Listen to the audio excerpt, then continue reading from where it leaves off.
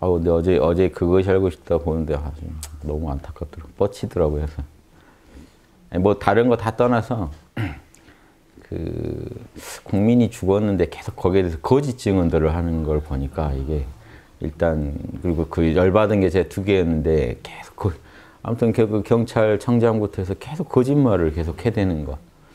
그 거짓말하는 것 자체를 이건 국민을 우습게 보는 건데 또 하나는 살수차도 그 물의 세기에 대해서 전혀 잘 모르더만요. 경찰 내부자들이 전혀 몰라. 강도에 대해서 모르고 있다는 거. 그러니까 그 거짓말한 거 어제 다 실형으로 들통났거든요. 그러니까 잘 모르고 있다는 거예요. 정확히 일단 실무자들. 그리고 그 경찰관 예전에 자기가 이제 살수차 쐈던 사람이 아니 그 말이 안 된다. 사람한테 그렇게 쏠 리가 없다 했는데 CCTV나 자료 화면 있잖아요. 딱 보여주니까 그 사람이 딱 할 말이 일트만요. 이렇게 쏘면 안 되는데. 그러니까 이렇게 하면 안 되는데. 그러니까 자기는 당당하게 절대 사람한테 그렇게 그런 식으로는 쏘지 않습니다. 사람을 겨냥해서는 안 쏩니다. 막 이렇게 당당하게 얘기를 하시다 갑자기 화면을 딱 보니까 본인이 놀래더라고요. 이러면 안 되는데. 그러니까 이제 자기를 또 놀랄 만한 일이 그때 있었다 하는 거. 그러니까 좀 그런 게 진짜 안타까웠던 게 그러니까 뭔가를 그 경찰청장도 인정했어요. 그 양반이 무슨 과격 행위를 한 것도 아니었다. 자기 입으로. 그냥 그 밧줄을 당겼을 뿐이다. 자기 입으로 얘기하더라고요. 그런데 이제 전체가 흉흉해서 그 사람한테 그렇게 갖다 이제 이렇게 전체 책임으로 돌리는데 근데 물대포는 한 명을 탁 찍어서 쏘잖아요. 그러니까 굳이 그 사람을. 그런데 제가 짜증나는 게 그거였어요. 우리가 뭔 일이 있어서 시위할 수도 있잖아요. 시위 안 할 것 같죠. 성주 거기 그분들 시위할 생각 한 번이라도 하셨겠어요? 갑자기 우리 집에 완전히 뭐죠? 그 사드가 들어온다 하면 놀래서 하시는 거잖아요. 그러니까 이게요 보수냐 진보냐 상관없어요. 여러분한테 정말 이제 심각한 문제가 생기면 민주국가에서는 시위밖에 의사표현할 게 없습니다.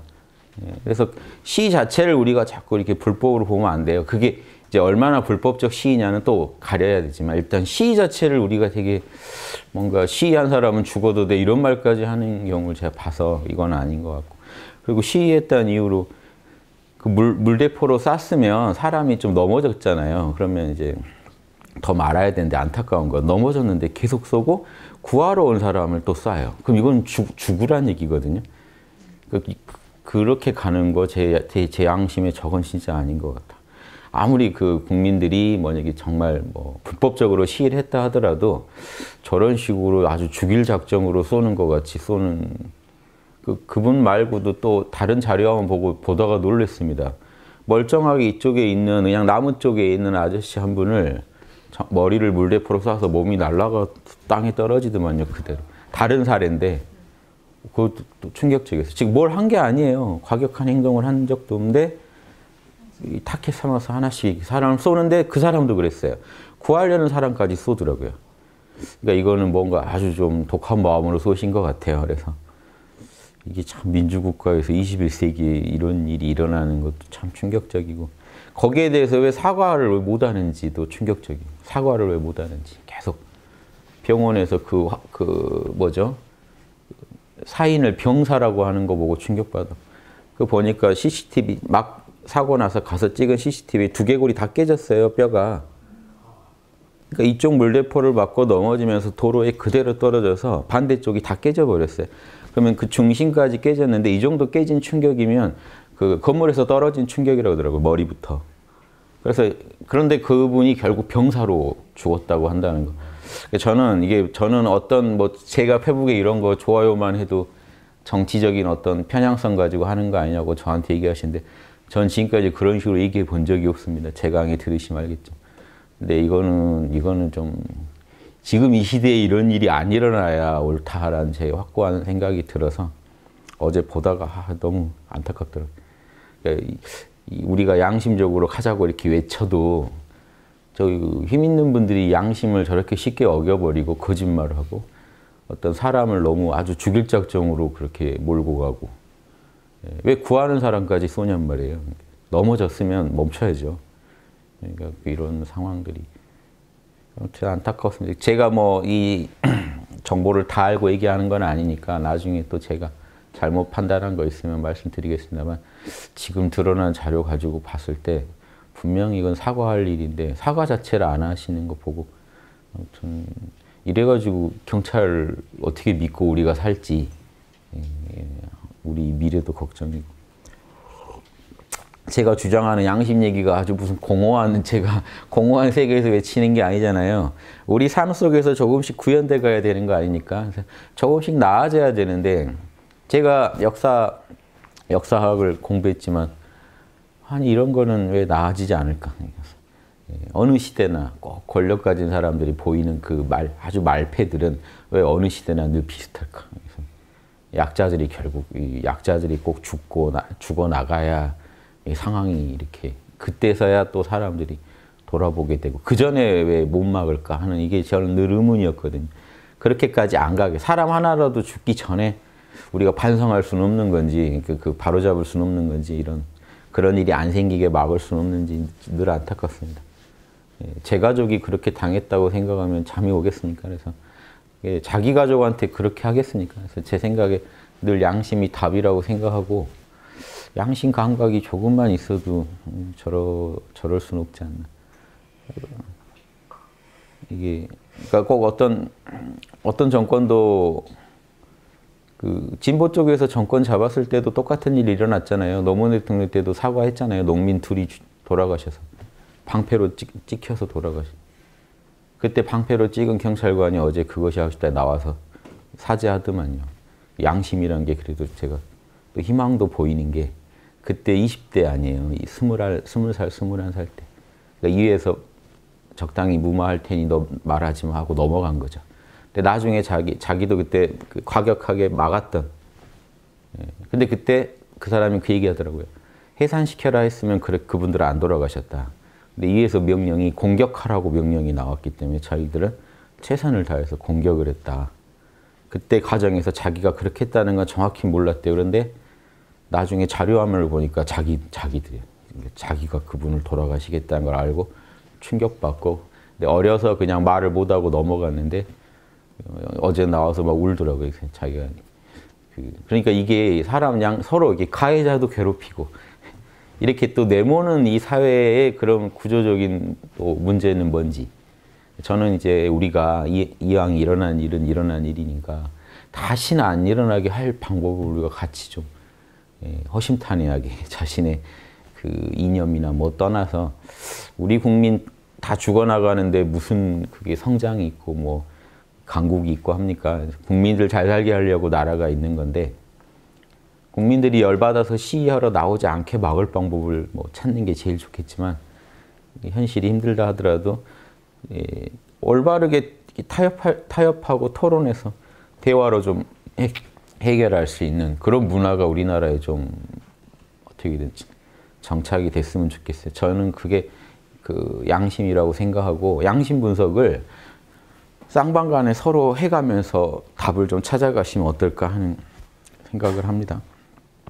그래서 이런 얘기는 제가 하고 싶어도 못할 때가 많아요. 그래서 왜냐하면 뭐 정치적 견해는 다양하게 있으니까 제 얘기를 그런 정치적 견해로 해석하셔서 아유 이놈도 빨갱이구나 하고 양심 얘기를 안 들으실까 봐 제가 잘 못해요. 이렇게 뭐냐면 제 얘기가 곡해될까 봐 저는 양심 때문에 저 부분은 제 양심에 너무 충격이 옵니다 하고 말씀드리고 싶은 게 많은데 사실은 못 드리는 게 많습니다. 그렇지만 저는 말씀은 못 드려도요 다 하나하나 안 잊고 다 제 마음속에는 새겨놓습니다. 이런 일 겪으면 안 된다. 앞으로 이런 일이 있으면 안 된다. 그래서 뉴스를 항상 보고 그것이 알고 싶다나 사회 고발하는 프로도 늘 봅니다. 왜냐하면 누군가 어디서 억울한 일 당했는데 한 명이라도 더 이렇게 알아주는 게 좋을 것 같아서 제 가족이 억울한 일 당했으면 누군가 한 명이라도 더 그걸 사실을 알고 같이 또 공감해 주면 좋을 것 같아서 그게 제 양심에 맞을 것 같아서 근데 그것도 영양것이라 저도 힘들면 좀 자중하긴 해요. 아유 이것까지 보면 나 오늘 너무 힘들 것 같다. 그런 일이 이렇게 많아요. 그래서 하지만 제가 또 못 보더라도 누군가 보고 또 공감해 주시니까 좋죠. 이게 우리 같이 사는 이 맛 아니겠어요? 그런데 힘 있는 분들이 쉽게 생각하는 게 약자한테는 그게요. 장난으로 던진 돌멩이도 맞아 죽거든요. 그래서 힘이 있을수록 우리가 양심 분석을 더 하지 않으면 쉽게 생각하기가 쉽습니다. 자기 위주로, 사람은 자기 위주로 역지사지를 한다고 해도 내 위주로 내 입장에서 하니까 강자 입장에서 약자를 이해한다는 게요. 너무 강해지면요. 올챙이적 시절을 모릅니다. 그러니까 역지사지를 못할 수도 있어요. 개구리 입장에서. 왜 너는 그러고 다니냐라고 얘기할 수도 있거든요. 그래서 그런 게 안 되게 사회가 그러면 굳어진 겁니다. 양극화가 심해진다는 게 한의학적으로 머리는 뜨겁고 배는 차가워진 현상이에요. 이 열기를 내려갈 길이 없고 이 차가워진 거는요 다시 뜨거워질 일이 없습니다. 순환만 일어나면요 배가 따뜻해지고 배의 냉기가 또 머리를 식혀줘서 머리도 시원해지고 서로 좋아지는데 사람이 신기하게 그냥 놔두면 욕심 때문에 내 걸 내놓기는 싫으니까 소통이 안 돼요. 그래서 양심이라는 걸 주제로 자꾸 우리가 소통을 유도해서 내 욕심은 포기하지 말라고 그러고 내 욕망을 내려놓지 말라고 하는데 양심이 그러면 찔리지 않냐고 해서 하도 찜찜해서 내가 한번 그 상황을 다르게 봤다 하는 그런 일들이 일상에 조금씩 이렇게 들어와야 돼요. 안 그러면 욕심대로만 사신다면 있는 사람이 포기할 리가 있습니까? 그래서 없는 사람은 악에 바칠 거고 있는 사람은 포기 안 하려고 더 자기를 막을 거고 바리케이트를 더 칠 거고. 그래서 전 세계적으로 양극화가 심해진 나라들은 진짜로 바리케이트를 칩니다. 약자가 가난한 사람이 절대 이 부자들 근처에도 못 오게 다 막습니다. 먹는 것도 따로 먹고 이제 안 보는 문화로 만들어요. 양극화가 심해진. 식당을 가도 가격을 비싸게 해서 선을 그어주는 거죠. 가난한 사람이 함부로 들어올 수 없게. 그게 편하니까. 편한 것도 있겠죠. 자기들끼리 역지사지가 잘 되니까. 자꾸 역지사지 안 되는 사람 만나면 서로 불편하단 말이에요. 근데 이게 욕심상으로는 그렇게 실제로 갑니다. 세상이. 근데 그게 옳으냐, 내 양심이 안 찜찜하시냐 이 얘기밖에 저는 할 말이 없죠. 다른 얘기를 할 수 없잖아요. 그게 본인들 욕심에 그렇게 좋다는데 제가 뭐라고 하겠어요. 다만 저는 욕심은 그렇게 얘기할지 몰라도 양심 안 찜찜하시냐 하면서 양심을 자극할 수밖에 없습니다. 제가 무슨 이념을 얘기하는 것도 아니고 내 이념이 있으니까 이 이념만 따르면 산다 그런 건 없어요. 그런 인간적인 만든 이념들은요, 그런 이데올로기들은요 역사상 다 무너졌습니다. 근데 저는 안 무너진 게 하나 있다면 양심주의밖에 없다고 봐요. 이념 아닌 이념이죠. 양심 따르자 이거는 우리가 원하건 원치 않건 어쩔 수 없이 인정해야 되는 그런 우리의 어떤 우주적인 어떤 원칙이고 법이기 때문에 양심밖에 다른 얘기를 제가 여기다 보태면 저만의 이데올로기가 돼요. 그래서 저는 그런 짓 안 하려고 순수한 우리 인간이 타고난 양심은 어떻게 생겼고 실제로 우리가 어떤 짓을 했을 때 찜찜함이 오는지 그것에 대해서 연구하려고 객관적으로 연구하려고 노력할 뿐이지 양심을 제가 더 멋지게 설명하려고 하지 않습니다. 그러면 이게 양심에 벌써 안 맞게 돼요. 양심을 제가 멋지게 설명하려고 사족을 붙이면 양심이 아닌 게 돼버려요. 그래서 저는 최대한 매일매일 또 반성해 보는 거예요. 어제까지 제가 주장하고 다닌 게 혹시 양심에 어긋난 건 없는지 제 양심에 찜찜한데 제가 미처 파악 못한 건 없는지 매일 반성해 보는 게 진짜 자명한 거 아니고는 어떻게 모든 인류가 함께 그 길을 걷겠습니까? 저는 온 인류가 함께 걸을 수 있는 길을 제시해드리고 싶고 그 길로 가자고 저부터 그 길을 걷고 싶고 같이 가자고 얘기하고 싶은데 그 길이 보편적인 길이 아니고 소수만 걷는 길이라면 권하면 안 되잖아요. 그래서 근데 인류는 자꾸 쪼개고 나눠서 소수만 자꾸 걸을 길을 찾고 계시다는 거죠.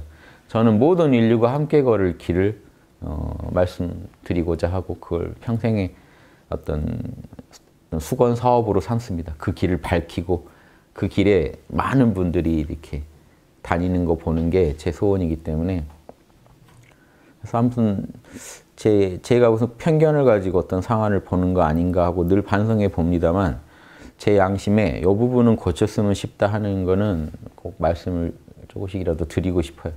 그건 똑같아요.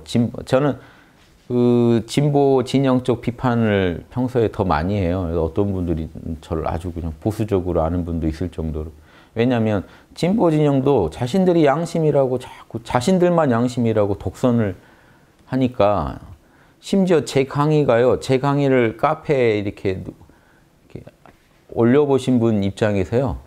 보수 진영 카페에 올리면 그렇게 좋다고 한대요. 진보 진영 카페에 올리면 그렇게 욕한대요. 왜 그럴까요? 저도 그 얘기를 듣고 처음에 뭔 소리야? 그래서 생각해 봤더니 이유를 알겠더라고요. 내 생각과 다르면 이건 적인 거예요. 진보분들이 내 생각과 다르면 적이라고 자꾸 생각하죠. 피터팬, 너 솔직히 친노야, 반노야? 이것부터 물어본다니까요. 양심편이라는 말을 안 들어요. 양심편이라고. 그렇게 모호한 소리 하지 말고 정확히 너의 입장을 얘기해. 친문이야, 친노야, 뭐야, 이렇게. 그러니까 자기들 사고랑 다르면 못 받아들이시는 그것도 심해요, 지금.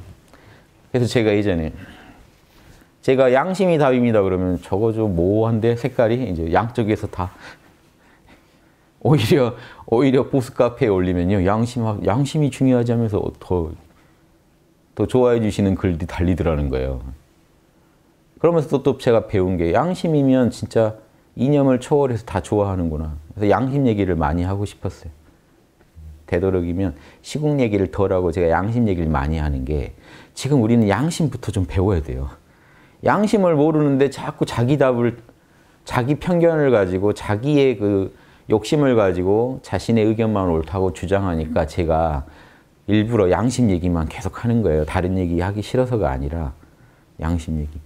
양심에서 합의를 봐야 다른 얘기를 같이 나눠보죠. 여러분 가족하고도 정치 얘기, 종교 얘기 함부로 하실 수 있어요?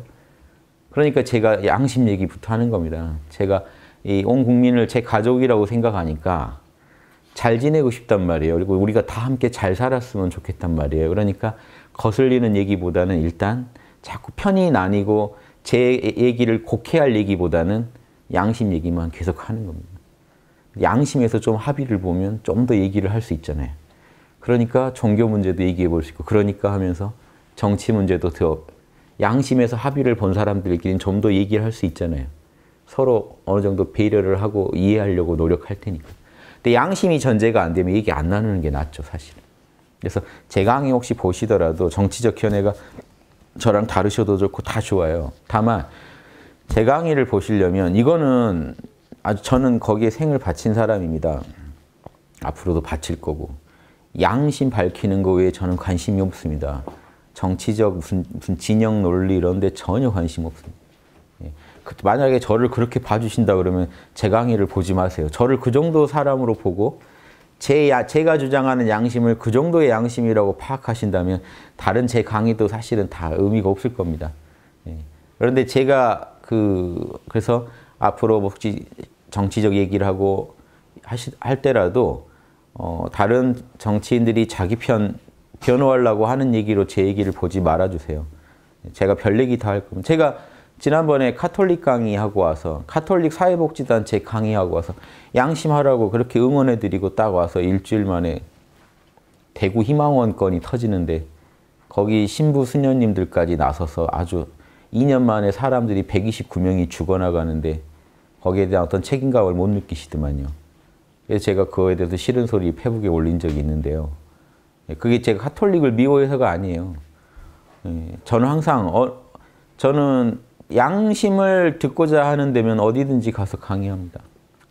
제가 한 주에는요 보수단체인 거기 뭐죠? 아주 그 6.25 참전용사들부터 모인 거기 무슨 뭐였지? 거기 가서도 제가 강의했습니다. 그 다음 주에는 노동자 인권센터 노조들 강의 모여서 들으시는 거기 가서도 강의합니다. 어디든 양심 얘기는 다 좋아하세요. 좋아하시니까 가서 하는 거예요. 그래야 희망이 보이니까. 양심으로 하나가 될 수 있잖아요. 제가 그 역할을 할 수 있으면 얼마나 좋습니까? 가서 합니다. 그래서 전 또 따끔한 얘기, 제가 불교 강의를 그렇게 많이 하지만 불교에 대해서 쓴 얘기도 그렇게 많이 해요. 그래서 혹시 제가 쓴 얘기 했다고 저거 아주 반대편인가 보다 하지 마시라고요. 저는 잘 되라고 양심 얘기해드리고 양심 어기는 부분에서는 과감하게 제가 좀 따끔한 얘기도 해드리려고 합니다. 종교에다가도 그렇게 했듯이 정치 쪽에도요. 기회만 되면 제가 또 그렇게 말씀드리고 싶어요. 이런 진보 쪽에서도 전 불만이 많고 진짜 양심을 밝혔다면 왜 이렇게까지 국민들이 그렇게 호응을 못할까요? 대학 때 저 운동권 그 선배들 후배들 저 대학 때만 해도 무슨 학생회만 하려고 해도 다 운동권이어야 됐어요. 그렇게 그러면 다들 모이면 그렇게 아주 뭐 양심 충만한 양심의 전사들입니다. 모여서 얘기할 때. 근데 개인 생활을 보면 그런 게 아니거든요. 취직해서 세상에 나가신 뒤에는 정말 잘 사세요. 자본주의에 충실한 집안 좋으신 분들은 더 잘 나가서 잘 사세요. 한때의 추억이에요. 아, 우리가 대학 때 그랬었지. 그런데 저는 황당하더라고요. 저는 그때부터 지금까지 이걸 하고 있거든요. 양심 연구를. 그때 그렇게 저랑 이렇게 얘기도 나누고 논쟁도 벌였던 저랑은 좀 다른 길의 그 양심의 전사들이 신기하게 대학 졸업하면서부터 그렇게 세속에 잘 맞춰서 사시더라고요. 저만 계속 이걸 하니까 나중에 한 10년 뒤에 만나던 친구들이 야, 대학 때 하는 거 지금까지 하는 거 너밖에 없는 것 같다는 얘기를 하고 뭐 나랑 같이 그 논쟁하던 사람들 다 어디 가버리고 없고 다 잘 살고 있어요. 취업 어디 회사든 취업하면 거기 회장님 만세하면서 다 이상하다. 대학 때는 안 그랬거든요. 그렇게 자본가들은 악의 화신이니 막 그래서 자기 부모님들이 또 잘 사는 분들이 많잖아요. 자기 부모님하고 싸우고 제가 보면 딱 교회 다니는 분 같아요. 아버지는 절에 다니고 자기는 교회 다니는 집 같아요. 왜냐하면 자기들끼리 운동권 논리는 ML교라고 부르거든요. 막스 레닌교라고. 그럼 배워요. 그럼 ML교 가서 배웁니다. 자본가는 악이라고 계속 배워요. 집에 가는데 아버지가 자본가죠. 아주 아버지한테 계속 또 싫은 소리를 하고 있는 거죠. 제가 보면 불효죠. 그 돈 받아 쓰면서 학교 다니면서 거기다 대고 아버지는 자본가예요. 근데 저도 대학 때 그렇게 배웠어요. 선한 자본가는 없다. ML교 교리가 그렇습니다. 선한 자본가는 없다. 자본가는 구조적으로 악이에요. 왜냐 노동자를 착취할 수밖에 없기 때문에. 마르크스 이론에서는. 집에 가서 아버지를 보면 악인 거예요. 우리 아버지가 아무리 착해도 저 사람은 악인 거예요. 이게 똑같아요. 우리 아버지가 아무리 나를 위해 돈을 벌어다 줘도 교회 안 단 이상 이 양반은 천국 못 가요. 이게 가정에서 일어나니. 제가 볼 때 이미 다 신앙이에요. 어떤 정치도 신앙입니다. 그래서 저는 사실 종교를 다루는 거랑 정치 다루는 거랑 저한테는 되게 같아요. 이미 어느 신앙에 세뇌된 분하고 대화한다는 입장에서 똑같아요.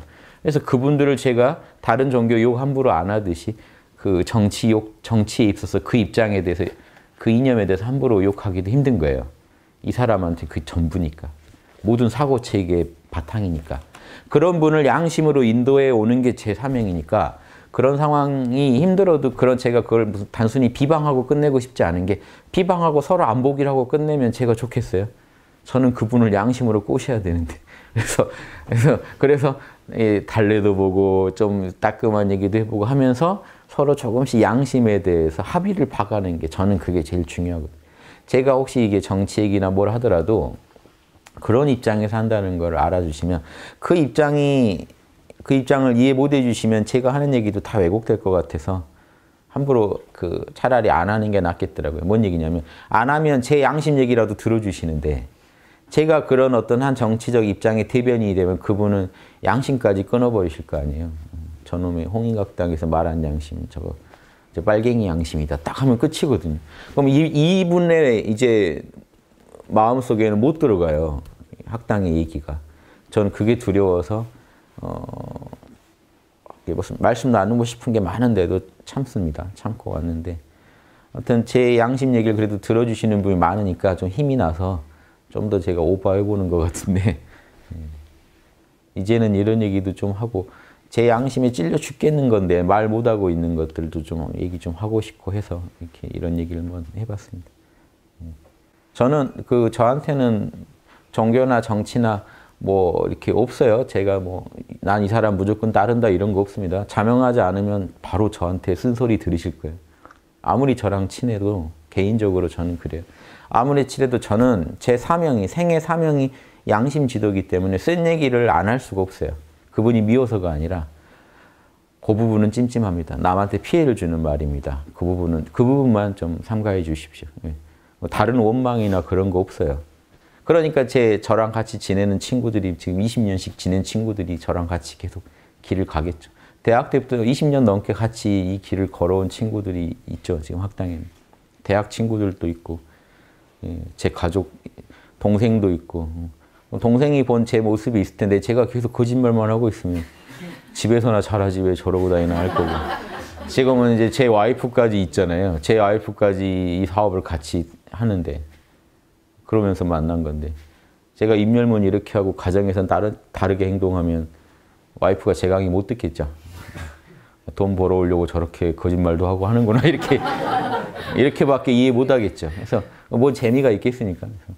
그러니까 제 주변에 저를 다 보고 있고 저는 개인 시간도 거의 없어요. 다 누군가랑 있어요. 학당분들이랑. 그래서 항상 저의 모든 삶은 다 알아요. 남들이 다 알고 있어요. 개인 시간이 따로 없어요.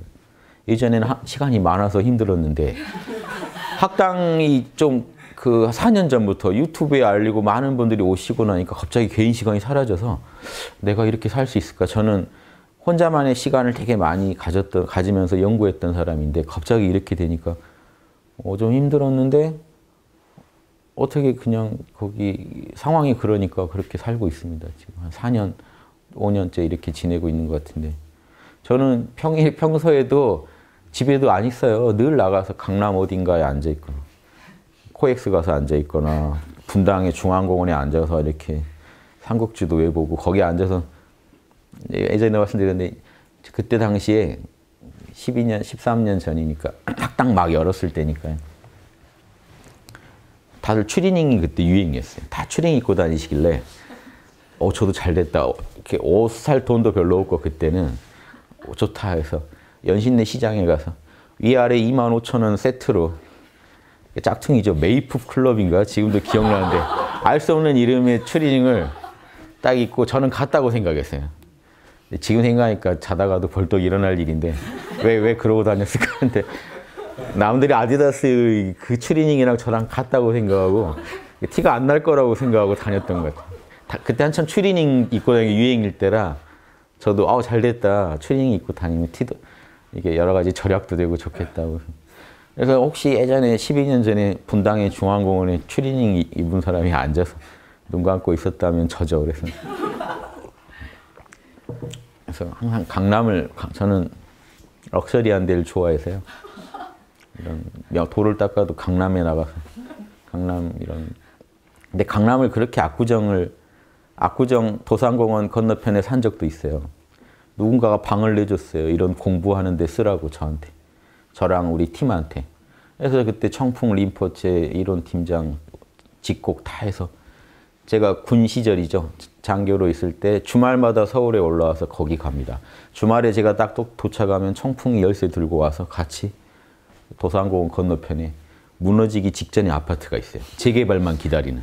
근데 그 방을 근데 길 건너면 압구정이라서 괜찮았어요. 그래서 거기 다 모여요. 그러면 이제 토요일 밤엔 글이 다 모여요. 이게 2000년 정도죠.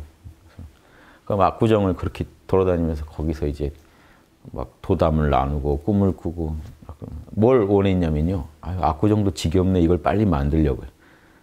저는 이게 뭐냐면 그런 것에 대해서 막 집착하기보다 가서 빨리 즐기고 보고 압구정도 별거 없네 해서. 근데 사실 이렇게 말이 안 되는 게 압구정에서 저희가 간 데라고 맥도날드랑 베스킨 라빈스밖에 없어요. 비싼 데는 들어갈 수가 없잖아요. 근데 그 동네에 질린 거죠. 그러게 한 1년 이상 하니까 질리네. 별거 없네. 그런 거에 대해 빨리 만족하고 또 돌을 닦는 거죠. 여기도 별거 없어 하고 또. 저는 욕심나는 게 있으면 싸게 자꾸 즐겨서요. 익숙하게 만들어서 별로 이것도 별로네. 잠실에 아파트 가면요. 저만큼 잠실 아파트 누린 분이 없을걸요. 가면. 왜냐면 저만 있더라고요. 아파트 누가 안 나와요. 시설은 되게 멋있게 해놓고. 조경제가 다 누리고. 잠실 아파트. 거기 롯데월드 근처. 거기 다 가서. 저는 이제 방에서 돛 닦고 있지 않았어요. 집이 좁아서 있으면 답답해요. 그러니까 나가서. 그런데 다 그 정자 만들어 놓으면 혼자 정자에 앉아서. 아니면 같이 가는 청풍이나 혹시 있으면 같이. 늘 이렇게 재밌게 돛 닦았습니다. 가서 명상하고 또 사색해서 얻은 게 있으면 걸으면 그렇게 생각이 잘 나요. 아이디어가. 명상하고 걷는 중에 아파트들이요. 조경을 너무 잘 해놔서 걸으면 참 좋습니다. 그리고 걷는 사람이 거의 없어요. 유모차 몇 대 아니건 없어요. 다들 왜 이렇게 만들어 놓고 안 누리는지 그래서 제가 다 대신 누리자 이것도 보살도다 해서 가서 놀고 그래서 또 남들이 보면 좀 걱정됐겠죠. 좀 수상한 남자가 아파트에 들어와서 자꾸 돌아다니니까 그래도 뭐 나가라고 말 들은 적은 없습니다.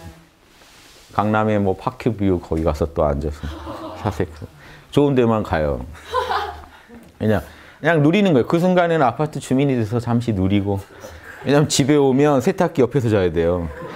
너무 좁아요. 답답하니까 마음이라도 넓히자고 해서 그러고 다녔어요. 근데 제가 그런데요. 재밌는 게 일체유심조라 지금 제가 기억하면요. 아주 멋진 아파트에서 놀았던 기억밖에 없어요. 제가 죽을 때 해광반조가 되면은 되게 멋진 뷰만 자꾸 지나가잖아요. 전 싫더라고요. 죽을 때 방 막 이렇게. 죽을 때 있잖아요. 죽을 때 한 생이 필름이 돌아간다고 하잖아요. 근데 방 그 벽지만 계속 달라지는 이런 거 걱정되더라고요. 그래서 좋은 걸 좀 마음한테 많이 보여주자. 이왕 왔는데 좋은 구경도 많이 하자. 아니 이 시대를 산다는 보람이 뭔데요. 좋은 것도 보고 굳은 것도 보고 다 봐서 거기서 그걸 제 마음에서 녹여내서 제가 거기서 양심이 안 걸리게 살아가는 거. 그냥 저는 그게 제 수행이라고 생각했어요. 그래서 그 무슨 제가 산에만 있었던 거 아니에요. 그래서 계룡산에 딱 한 달 들어가서 들어가는 날부터 그 전에 눈이 온 적이 없다는데 들어가는 날부터 눈이 와서 6년 만에 폭설이 97년도에요. 겨울에 내려가지고 눈 속에서 눈이 이렇게 쌓인 속에서 난방도 안 된 굴에서 한 달간 있었어요. 예, 그러니까 뭐 공부도 아니에요. 이게 가만히 있어도 추위가 때려요. 계속. 그래서 한 달 있고 나서 그러고 군대 갔어요. 그러니까 군대 가기 전에 미친 짓을 한 거죠. 그래서 또 그때 하나를 끌고 갔는데 저희 멤버들 거의 다 갔습니다. 저 직곡 이론 팀장 청풍 저기 림포체 해서 저희 호연직이 다 가가지고 거기서 그러고 앉아 있었어요. 이제 거기서 학당이 시작된 거죠. 다. 거기서 쭈그리고 앉아 난방도 안 되는데 앉아서 추워 죽겠다 하고 왜 이 짓을 해야 되는지 나중에 제가 거기 나온 뒤로 다시는 산에 안 갑니다. 집이 훨씬 공부 잘 되는 것 같아서. 근데 혹시 체험을 원하시니까 저희도 인도합니다만 저는 그 뒤로 북한산에 와서 살았지 산에는 잘 안 갔어요. 그래서 그냥 산에 와서 산 밑에 사는 건 좋더라고요. 공기가 맑아서.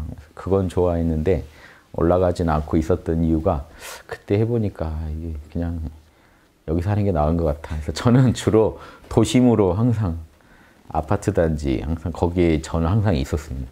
대치동도 제가 지겨울 때까지 대치동 낯선 골목 걷는 거 좋아해서요. 한번 간 길은 또 재미없잖아요. 새로운 길. 코엑스에 딱 내려서 목표는 타워팰리스.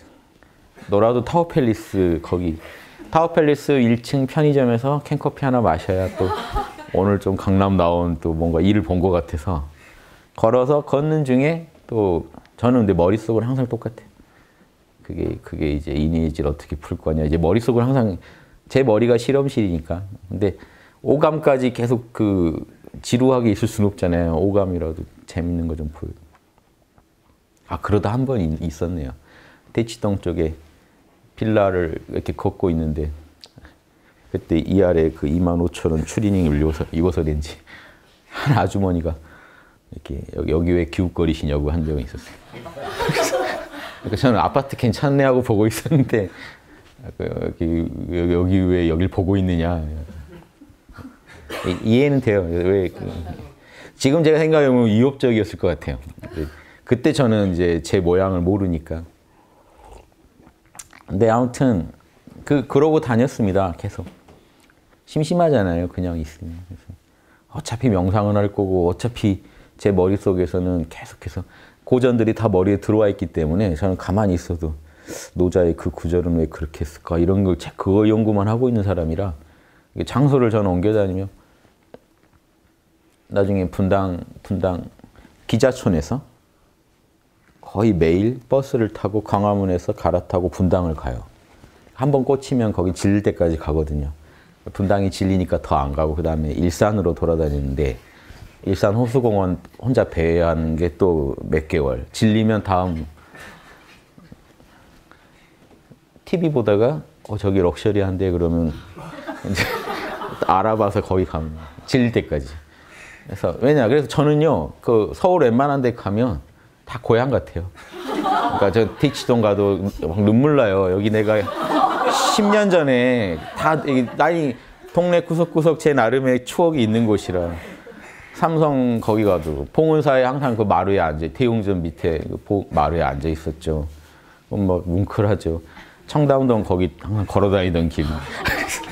그러니까 제 나름대로 돈 없이 즐기는 방법이었어요. 경험을 해야 되잖아요. 이 시대에 태어났는데 이 시대 경험을 해야지. 제가 조선 시대에 태어난 게 아닌데 이 시대 경험하고. 그래서 여러분 압구정 가서 제가 커피숍에도 앉아 있어요. 그러면요 정말 다른 세계 사람들이 들어와요. 거기 젊은 애들은. 그 옆에 앉아서 대화를 나누는데 대화 다 들리잖아요.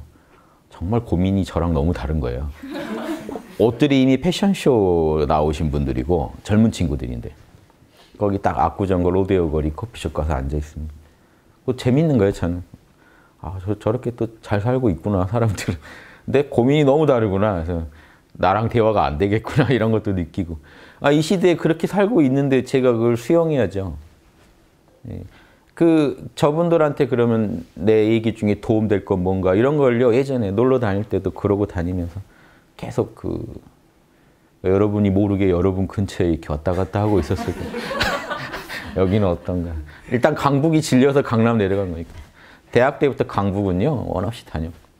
전 연대 하숙집 딱 방 잡고 나서 하숙집에서 할 일이 없어서 바로 걸어서 광화문까지 걸어 나갔던 사람이거든요. 혼자 걸으면서 아현동으로 해가지고 이렇게 해서 광화문까지 걷는데 그게 저의 아주 훌륭한 산책길이 됐어요. 그 이후로 대학 졸업할 때까지 도서관에서 책을 보면요. 종교책을 한 이 정도 쌓아놓고 봅니다. 그럼 거기 아이디어들이 서로 다 충돌나요. 대승기 씨는 이것만 보면 좋아요. 이게 또 충돌이 나요. 성리학 책 또 서로 충돌이 납니다. 거기 단학책, 도교책까지 읽으면 얘네들이요. 합쳐지질 않아요. 그러면 메모장에다가 적어요. 이 중에 자명한 얘기들만 적어요. 거부할 수 없는. 단학 중에 이 말은 자명하다. 불교 중에 이 말은 자명하다. 다 자명한데 깨지지는 않는다. 근데 자명하면 깨져야 되잖아요. 자명한 것들끼리 만나야죠. 안 깨지잖아요. 그럼 한 10가지 적어요. 그럼 적고 들고 신촌부터 걸어요. 광화문까지. 경복궁으로 해서 딱 걷다 보면 신기하게 걷는 중에 깨져요. 그러니까 이 시각에서는 절대 안 깨지는데 다른 시각에서 보면 딱 깨지는 현상이 나타나요. 저는 대학 때도 계속 그런 식으로 공부했어요. 그래서 대학 도서관 6년간 도서관 대학원까지 2년 다녔으니까 그때 제 머릿속에 웬만한 경전은 다 넣어놨기 때문에 그 뒤로는 이제 경전 고민을 안 하려고 해도 호흡만 하려고 해도 호흡이 딱 잘 되는 순간 또 깨져요. 대승기 신론이 이 구절이 이거였네. 그러니까 이미 정보를 너무 많이 넣어놔가지고 그러니까 그 뒤로는 계속 돌아다니면서 머릿속에 있는 정보를 엮어서 조합해내고 다른 관점에서 보고 더 자명한 관점 찾아보고 이 집만 계속했어요. 제가 그렇게 공부했는데 여러분들한테 산에 가서 고행하세요. 뭘 하세요라고 말할 처지가 아닌 거죠. 뭐 하루에 몇 시간씩 앉아 계세요. 이건 재밌으면 몇 시간씩도 앉는 건데 재미없으면 저도 앉아있지 않았어요. 걸어다니면서 했지. 걸어다니면서 단전에 집중하면서 걷기도 하고 몰입해서 제가 연구하는 걸 자명한 생각만 하려고 연구하는 그 자체가 저는 선이었거든요. 그러니까 여러분들한테도 제가 마무리는 육바라밀로 끝낼게요. 제가 오늘 좀 비가 오고 그래서 이상하네요.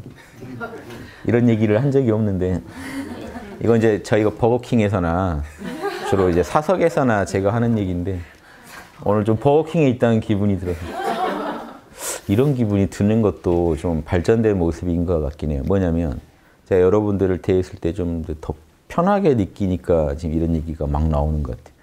원래 이렇게 치킨이나 복을 먹어야 좀 편해지면서 나오는 얘기인데 요즘 좀 보시랑 지계, 인욕, 정진, 선정, 지혜 그러면 선만을 선이라고 생각하지 마세요. 보시 선이에요. 이건 어디 이렇게 잘 안 쓸 겁니다만 못 쓰는 분 계실 수 있죠. 아무튼 저는 이렇게 느꼈어요. 지혜선. 즉 여러분이 남의 입장을 배려하고 남의 입장이 돼보고 남한테 뭔가 이롭게 해주는 그 마음을 낼 때도 에고의 마음으로 내면은 보시지 선은 아니에요. 근데 깨어서, 즉 이 선이라는 거는 모든 곳에 들어간다는 거죠. 선의 마음으로 나와 남이 둘이 아니다 하는 그런 깨어있는 마음으로 남을 배려하면요. 선이에요. 지게, 유혹이 일어나는데, 욕망이 일어나는데 욕망이 일어나니까 선정 공부하는데 방해가 된다고 하지 마시고 그 욕망을 절제하는 게 선이에요. 일반 선정의 이제 응용의 선이죠. 이거 훌륭한 선입니다. 이 선만 잘해서는 여러분 보살 못 돼요. 이 선을 잘해야 보살이 되지. 유혹이 올 때마다 탁 몰라 하고 내려놓는 그 힘, 그게 습관화되어 있지 않으면 세속에 나가면 바로 깨져요. 세속에 나가서 유혹이 올 때 바로 또 각 잡고 앉아서 산매에 드실 겁니까? 일단 내가 맑은 데 가서 선정하고 올게 하실 겁니까? 현실에서 바로 선에서 나와야죠. 왜? 참나랑 합일됐다는 분이, 산에서는 그렇게 참나랑 합일됐다는 분이 세속에 나와서 바로 지게조차 안 나오는 선을 하고 있었냔 말이죠. 엉터리라는 인욕. 진실이 아무리 뼈 아프더라도요. 그러니까 오늘 또 제가 드린 그런 좀 시국에 대한 비판적인 얘기도 뼈 아플 수 있어요. 뭔가 나의 이해관계랑 관련된 얘기일 수도 있고 나의 편견에 너무 안 맞는 얘기일 수도 있어요. 나는 우리 편은 비판 안 한다는 각오로 사셔서 한 번도 우리 편의 잘못은 안 보려고 했던 분도 계실 거예요. 우리 편 잘못을 얘기 안 해주는 건요. 자기 편을 사랑하는 게 아닙니다. 잘못되면 잘못했다고 얘기를 해줘야지 반성을 해서 고치죠. 너 자기 편이라고 하면서 자기 편 잘못되는 걸 계속 보실 겁니까? 양심 어기는 걸 우리 편이라는 이유로, 즉 그게 나한테 이득이 된다는 이유로 지금 당장 이득이 된다고 참으실 겁니까? 얘기해야죠. 그 인욕선이에요, 그게. 그래서 저는 억지로 인욕하시라는 게 아니에요. 인욕선을 하시라는 거죠. 몰라 괜찮아 하는 통 큰 마음으로 오케이 하고 넘어가실 수 없냐는 거죠. 오케이 하고 수용하실 수 없냐는 거죠. 내가 상대방이라도 참 가슴 아플 일이네. 오케이, 인정하고 인정 통 크게 하실 수 없냐는 거죠. 그게 선이라는 거예요. 이거 안 해버릇한 사람은 못 해요, 실제로. 아무리 산에서 몇십 년 참선해선 대가가 됐더라도요. 인정 못 합니다. 남의 말이 마저도 인정 못 하세요. 고승들한테 여러분 가서 따져보세요. 저는 그런 사연들을 너무 많이 읽잖아요. 고승들 인정하시기 힘들어요. 아주 진짜 통 큰 고승은 아니거든요. 여러분이 맞는 말에도 눌러버립니다. 어디 감히 제자가 나한테. 그러니까 할 말 없으니까 막 말은 맞잖아요. 말은 맞으면 또 눈 깔아라. 이제 이상한 너 눈빛이 지금 무례하다. 이게 자꾸 엄한데 비유, 엄한데 말투가 그게 뭐냐. 이제 다른 거를 자꾸 수집 잡아서 그 사람을 누르려고 합니다. 사람이 못 돼요. 못되게 원래 생겼어요. 그거 초월하는 게 선으로 그걸 초월하는 걸 인욕선이라고 합니다. 그런 분 뵙고 싶지 않으세요? 자명한 얘기하면 통 크게 인정하는 그런 어른. 누구나 원하는데 이게 공부를 안 했는데 어떻게 나와요 이게. 이거밖에 안 한 분이 인욕선을 어떻게 해요. 시공을 초월하는 화두에 몰입하는 것만 달인이지 인욕하는 데는 달인이 아니란 말이에요. 보시하는 데 달인이 아니란 말이에요. 이걸 분명히 제가 몇 년째 떠들고 있습니다. 다른 영역이란 말이에요. 화두나 연불이나 뭔가 하나에 몰입 잘한다고 여러분 어떻게 보시를 잘해요. 보시에 몰입을 할 수 있냔 말이죠. 그건 다른 문제인데 안 해버릇한 걸 어떻게 갑자기 하냔 말이죠. 제가 그런 분들도 많이 알아요. 집에서는요 그렇게 연불 하루 종일 집에서 연불만 하고 계세요. 기도에 대한 막 주문에 대한 연불 탁월해요. 가족한테 밥도 안 해줘요. 이거 하느라고. 뭔 얘기인지 아시겠어요? 그럴 땐 가족들이 다 마구니로 보이시는 거죠. 나 이거 해야 되는데 지금. 그러니까 그럼 이게 문제 아닙니까? 뭔가 좀 이상하잖아요. 이상한 걸 이상하다고 아셔야 돼요. 이걸 인정 안 하시면은 우린 발전이 없습니다. 왜 이런 얘기를 그렇게 하는데도 왜 사람들은 똑같은지에 대해서 근본적으로요, 받아들이질 않아요. 뭔가 자명한데도. 하던 것만 계속해요. 사람은 자기 잘하는 것만 계속하려고 그래요. 근데 문제는 못하는 것도 좀 해야 돼요. 그래야 시험에 합격합니다. 여러분 고시 공부 하고 싶은 잘하는 과목만 전 잘할래요. 고시 공부 보시면 안 됩니다. 무슨 시험 보시면 안 돼요. 왜냐 거기서는 합격하려면 어느 과목도 꽈락이 나오면 안 되거든요. 그러면 하기 싫은 과목도 꽈락 안 나올 정도는 해야 돼요. 이게 왜 영적인 것도 다를 거라고 생각하시죠? 똑같아요. 보시, 기본 하셔야 돼요. 다. 이 중에 특히 뭘 더 잘하는 건 있겠죠. 하지만 다른 과목도 다 기본은 하셔야 돼요. 정진력. 조금만 여러분 난관이 있으면 양심 금방 포기하고 주저앉으십니까? 아니면 무슨 수를 써서라도 돌파하십니까? 이게 정진력이에요. 정진력이 용맹정진한다고 잠 안 자고 하는 게 정진이 아니고요. 그것도 정진의 한 부분이고, 정진이라는 건요. 삶 속에서 지금 힘들어 죽겠죠. 그런데도 양심하고 계신 분이 제일 정진력이 있는 분이에요. 산에서 좋게 다 만들어 놓고 졸음 참으면서 하는 것도 정진력이지만, 새 속에서 공부할 수 없는 상황인데도 공부를 키워나가고 계신 그분이 정진력이 있는 분이에요. 근데 우리 정진력이요, 여러분, 남녀 연애할 때 엄청난 정진력이 나옵니다. 어떤 난관도 그거 못 막습니다. 24시간에서 분명히 만날 시간이 없는데 만나고 있어요. 불가능해요. 기존의 삶에 숟가락만 얹으면 죽는다는 사람이 넉넉히 연애하는데 시간을 쓰면서 버틴단 말이에요. 그 시간을, 없는 시간도 만들어내서 써요. 자, 정진력은 별게 아니에요. 이걸 들으시면서 난 게으른데 이거 글렀다 하시는 게 아니고, 게으름의 문제가 아니에요. 게으른 사람도 방금 제가 얘기한 것처럼 아마 여자 만날 때 누구보다 부지런할 겁니다. 아침에 제 얘기 다 얘기하다 보니까 제 얘기 같은데, 아침에 11시에 일어난 사람이 7시에 일어나서 나간단 말이에요. 그 시간을 써야 되기 때문에. 그 정진력이 어디서 나올까요? 좋아하면 돼요. 즉, 이 보살의 길을 즐기시면 돼요. 그래서 제가 보살의 길을 즐기실 수 있게 자꾸 이런저런 보살도 얘기를 해드리는 거예요. 제 얘기 듣는 게, 나 참선해야 되는데 이런 얘기 듣고 있으면 안 되는데 하시면 안 되고, 그 얘기를 자꾸 들으시다가 팜플렛을 자꾸 보시는 것 같아요. 제 얘기 듣는 거는. 하시다가 보살의 길이 너무 걷고 싶은, 둘레길처럼, 와, 여기 진짜 한번 걷고 싶다. 이러면요, 없는 시간 쪽에서도 여행 간다고요. 마찬가지로 보살의 길이 어디 가서 하는 것도 아니고, 지금 내 삶에 바로 걸으시면 되는데, 이 길 죽인다 느낌이 드셔야 돼요. 그러면 정진력이 나옵니다. 여러분 안에 이 정진력의 그 싹은 다 있어요.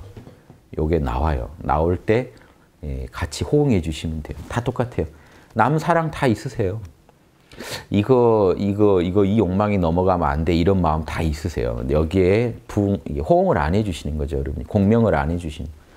저 말이 맞긴 맞아. 이거 있어요. 그런데 뭉개고 싶단 말이죠. 받아들이면 내 편이 불리해지고 나한테 불리해지니까. 예, 포기하고 싶단 말이죠. 그런데 분명히 내면에요, 그래도 하고 싶다는 게 있단 말이에요. 그 싹에 이 힘을 실어주면 여러분 안에서 엄청난 정진력이 나옵니다. 왜 제가 말씀드릴 수 있냐면, 저 진짜 게으른 사람인데 생을 걸고 이렇게 정진하고 있는 이유가 뭘까요? 너무 좋아서 그러는 거예요. 싫은 거였다면요, 억지로 억지로 하라 그랬으면 제가 하루에 1시간 보살도 하기 해서 딱 1시간 하고 말았을 거예요. 여러분, 억지로 하는 거는요, 보면 알아요. 제가 이제 수험 시절 때 보면, 억지로 하는 분, 오늘 10시간 공부, 10시간 전부터 시계로 다 알아요. 10시간이 다가온다는 걸. 10시간 딱 되면 끝납니다. 바로 다른 걸 해요. 하고 싶은 걸. 진짜 하기 싫었다는 얘기죠.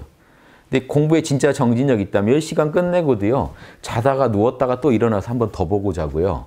화장실 갈 때 들고 가고요. 10시간 딱 정해놓으면 화장실 갈 때 딱 덮고 갑니다. 깨끗하게. 즉, 이게 기회만 되면 버릴 준비가 돼 있어요. 그런데 반대로 진짜 거기에 몰입하신 분은 기회가 돼도요, 어떻게든 그 끈을 이어가고자 합니다. 정진력이 별게 아니고, 여러분, 직장에 나가서 일하실 때 어떻게 참선을 하고 계세요? 안 되죠. 그러면 쉬는 시간 5분이라도 한번 몰라 해서 5분이라도 참나를 만나세요. 참나랑 연애를 해보시란 말이에요. 참나랑. 그래서 항상 저희가 얘기드리잖아요. 학당은 참나와의 만남은 주선해드리지만 서로 이렇게 얼마나 깊게 사귀는지는 여러분 몫입니다. 만남은 저희가 주선해드려요. 어디 가면 만날 수 있다. 근데 여러분 이제 나중에 들어보니까 그 뒤로 안 만났는데요, 이런 분도 있고요. 저희 결혼했어요, 이런 분도 있단 말이에요. 그러니까 그 이후 어떻게 불이 붙느냐는 여러분의 몫이라고요. 근데 불 붙은다면 어떻게 될까요? 여러분들은 우리가 저분은 시간 없는데 해도 하고 계실 거란 말이죠. 이런 느낌으로 공부에 접근하시면 늘 만나야 만나는 게 아닙니다. 하루 종일 같이 있다고요, 깊게 사귀는 게 아니잖아요. 하루에 잠깐 1분을 봐도 그 진한 그 마음의 이 오고감이 있으면 그게 대단한 거죠. 여러분 하루에 참선 많이 못했다고 걱정하지 마시고 늘 마음으로 그걸 바라고 계시면 돼요. 육바라밀을 늘 바라고 계시고 기회만 되면 하고 하루에 잠깐이라도 시간 날 때 참나랑 진하게 1분만 참나를 만나도 다른 분이 하루 종일 여러분 절에서 12시간씩 하루 종일 앉아있는 분보다 1분이라도 간절한 마음으로 참나 잠깐 만난 분이 제가 봐서는 훨씬 참나를 더 잘 이해하고 참나랑 소통합니다. 이해되세요? 잠깐을 만나도요. 서로가 서로를 알아주면 진짜 소통이에요.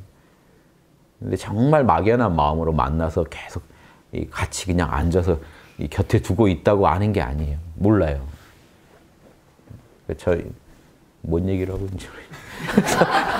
아무튼 진한 만남 가지시기를. 만남은 저희가 주선해드립니다. 아무튼 학당에서 보살 이제 학당에 오셔서 보살 자격증을 좀 받아가세요. 그냥 하시면 재미없잖아요. 재미가 중요합니다. 저는 제 인생이 제일 중요한 게 재미였어요. 재미없으면 이것도 안 했어요. 제가 그래요. 그러니까 다른 분들한테 재미없는 거 하라는 말씀 못 드려요. 제 인생에서 제일 제가 추구한 건 재미였어요. 영적인 것도 재밌으니까 있고 형이하학적인 것도 제가 재밌으니까 하고 있잖아요. 제가 얘기하는 걸 즐기니까 지금 이러고 있지 얘기하는 게 저한테 고역이었다면 이러고 있지 않았겠죠. 다 저한테 재밌는 일들이에요. 그래서 재밌는 일이 남한테도 도움되게 하려고 노력했을 뿐이지 제 재미를 죽이려고 하지 않았어요. 저는 살면서. 재밌어서 했고.